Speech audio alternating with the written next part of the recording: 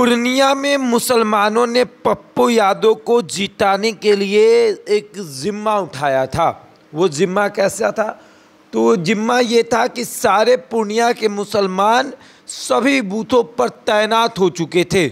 यानी कि जिन मुसलमानों का नेतृत्व करने के लिए राजद हमेशा तैयार रहती थी, वो मुसलमान अब राजद का साथ छोड़ चुके हैं। वो यादव अब राजद का साथ छोड़ चुके हैं और मुसलमान यादव की जोड़ी ने पप्पू यादव को ये बता दिया कि आप ही मेरे नेता हैं। पूर्णिया में कल मतदान हुआ और पूर्णिया के मतदान सेंटरों पर सभी जगह हमारी मौजूदगी थी। सभी जगह हम जा रहे थे, देख रहे थे कि किस तरीके से मतदान हो रहा है। अब चाहे वो खैरूगंज आदिवासी मोहल्ला हो, यहाँ पर यादव और आदिवासियों का मोहल्ला है, यहाँ पर 70% वोट जो है वो पप्पू यादव के पक्ष में हो रहा था। या फिर आपको आदर्श मध्य विद्यालय परोरा हो, यहाँ पर भी वही स्थिति थी। 60% मत पप्पू के पक्ष में हो रहा था। दंदाहा विधानसभा क्षेत्र जो कि जेडीयू का गढ़ माना जाता है, वहाँ से लेसी सिंह विधायक हैं, वहाँ का मीरगंज, वहाँ भी पप्पू का जलवा कायम था। या फिर रामबाग जहाँ पर संतोष कुशवाहा का घर है, वहाँ भी पप्पू यादव का जलवा कायम था। एक चीज़ कॉमन दिखी पूरे पूर्णिया लोकसभा क्षेत्र में, तो कॉमन ये थी कि लालटेन की चर्चा नहीं हो रही थी। जिस लालटेन को लेकर लोगों में एक अलग उत्साह रहता था, वो कहते थे कि इस बार लालटेन आएगा, लेकिन पूर्णिया में उस लालटेन की चर्चा नहीं हो रही थी।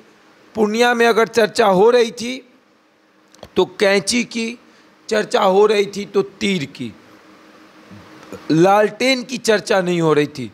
जितनी चर्चा कैंची की हो रही थी उतनी चर्चा लालटेन की होनी चाहिए थी, लेकिन नहीं हुई, क्योंकि मुसलमान और यादव पूरी तरीके से पप्पू के हो चुके थे और पप्पू यादव भी इस बात को बखूबी जानते हैं।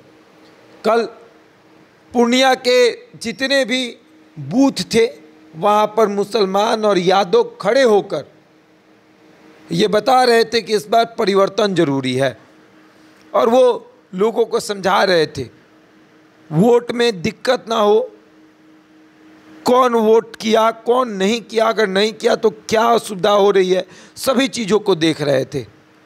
पप्पू यादव को वहाँ के लोगों ने ये कह दिया कि आप घर से मत निकलिए, आप घर पे रहिए, हम देखेंगे आपका मतदान। और वाकई में कल पूर्णिया में हमने देखा कि किसी निर्दलीय के लिए कितना क्रेज है।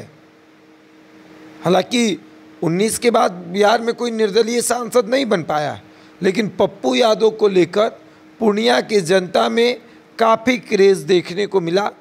और ये क्रेज़ बता रही थी कि इस बार तेजस्वी यादव नाक के बल गिरने वाले हैं, और अगर तेजस्वी यादव नाक के बल गिरे तो फिर आने वाले समय में उनके लिए काफ़ी मुसीबत होगा। और ये सिर्फ लोकसभा नहीं, विधानसभा में भी सीमांचल के क्षेत्र में पप्पू का काफ़ी असर रहेगा। बहरहाल इस खबर में इतना ही, बने रहे हमारे साथ और देखते रहें द इंडिया टॉप।